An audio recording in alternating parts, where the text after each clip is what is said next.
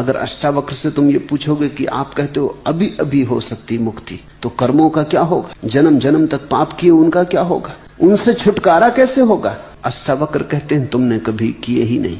भूख के कारण शरीर ने किया होगा कुछ, प्राण के कारण प्राण ने किया होगा कुछ, मन के कारण मन ने किया होगा कुछ, तुमने कभी कुछ नहीं किया। तुम सदा से असंग अकर्म में हो, कर्म तुमसे कभी हुआ नहीं, तुम सारे कर्मों के दृष्टा हो, इसलिए इसी क्षण मुक्ति हो सकती। ख्याल करना, अगर कर्मों के सारे जाल को हमें तोड़ना पड़े तो शायद मुक्ति कभी भी ना हो सकेगी, असंभव।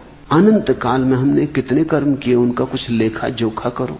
अगर उन सब कर्मों से छूटना पड़े तो उन कर्मों से छूटने में अनंत काल लगेगा, और ये जो अनंत काल छूटने में लगेगा इसमें भी तुम बैठे थोड़ी रहोगे, कुछ तो करोगे, तो कर्म तो फिर होते चले जाएंगे, तो ये श्रृंखला तो अंतहीन हो जाएगी। अष्टावक्र कहते हैं अगर कर्मों से मुक्त होना पड़े फिर मुक्ति होती हो तो मुक्ति कभी होगी ही नहीं, लेकिन मुक्ति होती है।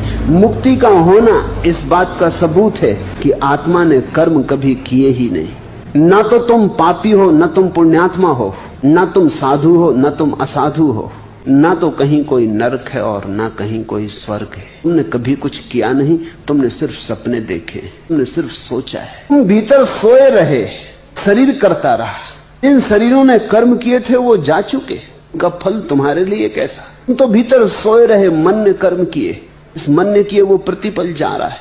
मैंने सुना है